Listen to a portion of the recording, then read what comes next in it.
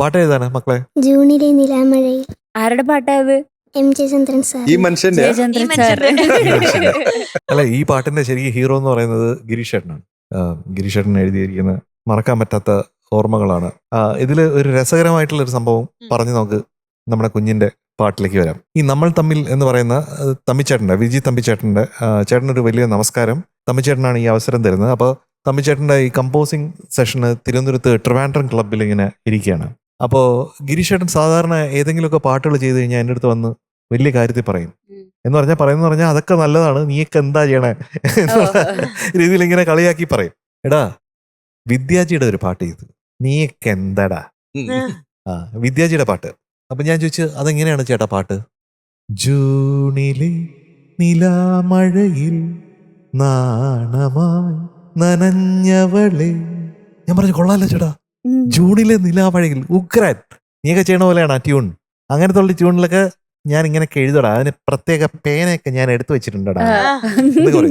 രണ്ടു മൂന്ന് പേനയൊക്കെ ഉണ്ടാവും. അതിൽ ഒരു സ്വർണം പോലെയുള്ള പേന എടുത്ത്, ഇതൊക്കെ വിദ്യാജിക്ക്, ഇതിന്റെ ഇപ്പുറത്തുള്ള ഏതെങ്കിലും ഒരു എടുത്ത്, ഇതൊക്കെ നിനക്ക്. അങ്ങനെയാണ് ഗിരീഷന്റെ രീതി. അപ്പോ പറഞ്ഞു ആ പ്രോജക്റ്റ് നടന്നില്ല. അപ്പൊ ഞാൻ ചോദിച്ചു, അപ്പൊ ഈ പാട്ട് എന്ത് ചെയ്ത്? നമ്മള് റെക്കോർഡ് ചെയ്തില്ല, ജസ്റ്റ് കമ്പോസ് ചെയ്തോളൂ. അപ്പൊ ഞാൻ പറഞ്ഞു, ചേട്ടാ എനിക്ക് ഈ ജൂണിലെ നിലാമഴയിൽ തരാൻ പറ്റുമോ? പോടാ, അത് വിദ്യാജിക്ക് കൊടുത്താണ്, നിനക്ക് ജൂണിലെ നിലവാ, പോടാ എന്നൊക്കെ പറഞ്ഞു. അപ്പൊ ഞാൻ പറഞ്ഞു, അല്ല ചേട്ടാ പ്ലീസ് പ്ലീസ്, ചിലപ്പോ നമ്മുടെ ഈ സിറ്റുവേഷൻ, ഇത് റൊമാൻറ്റിക് സിറ്റുവേഷൻ അല്ലേ, അതിന് ഇത് പറ്റിയതായിരിക്കും. അപ്പോൾ തമ്പിച്ചേട്ടൻ ഇത് പറഞ്ഞിട്ട് പോയതേ ഉള്ളൂ, അതിന്റെ സിറ്റുവേഷൻ ഒക്കെ പറഞ്ഞിട്ട് പോയേ ഉള്ളൂ. അപ്പോ ഉടനെ ഗിരീഷേട്ടൻ പറഞ്ഞു, ഓക്കെ നിനക്ക് തരാം, പക്ഷെ ഒരു കാര്യമുണ്ട്, ഒരൊറ്റ ട്യൂണിൽ നീ എന്നെ ഇഷ്ടപ്പെടുത്തണം. അങ്ങനെയാണെങ്കിൽ ഓക്കെ.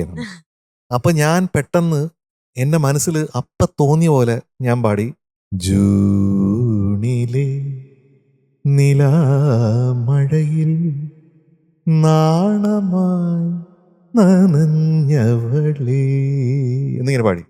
ഒരനക്കമില്ല, യാതൊരു അനക്കമില്ല. ഇതൊക്കെ എന്തോന്ന് എന്നുള്ള രീതിയിൽ ഇങ്ങനെ ഇരിക്കുകയാണ്.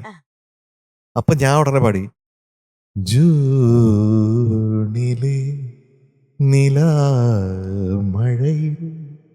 നാണമായി നനഞ്ഞവളേ. ഓക്കെ, പാട്ടെടുത്തോ. അങ്ങനെയാണ് ഈ പാട്ടുണ്ടാവുന്നത്. പിന്നെ അതിന് ശേഷമുള്ള കഥ എങ്ങനെയാന്ന് വെച്ചാൽ, പിന്നെയും വിദ്യാജിയും ഗിരീഷേട്ടനും കൂടെ വേറൊരു സിനിമയ്ക്ക്, ലാൽ ജോസ് സാറിന്റെ ഒരു സിനിമയ്ക്ക് വേണ്ടിയിട്ട് അവർ ഒത്തുകൂടുന്നു. അപ്പൊ ഇങ്ങനെ ഈ ട്യൂൺ വിദ്യാജി പാടുന്നു. അപ്പൊ ഗിരീഷേട്ടൻ പുതിയ ലിറിക്സ് എഴുതി, ആരൊരാൾ ഈ പുലർമഴയിൽ അതിലേക്ക് വന്നു. അപ്പൊ ഈ ജൂണിലെ നിലാമഴയുടെ ട്യൂണാണ് പിന്നെ അതിന് എടുക്കുന്നത്. അതിന് ഗിരീഷേട്ടന് അവിടെ ആരൊരാൾ ഈ പുലർമഴയിൽ എഴുതുകയുണ്ടായി. ടോപ്പ് സിംഗറിലെ നിങ്ങളുടെ പ്രിയപ്പെട്ട കുട്ടിപ്പാട്ടുകാർക്ക് വോട്ട് ചെയ്യാൻ MMC ആപ്പ് ഡൗൺലോഡ് ചെയ്യൂ.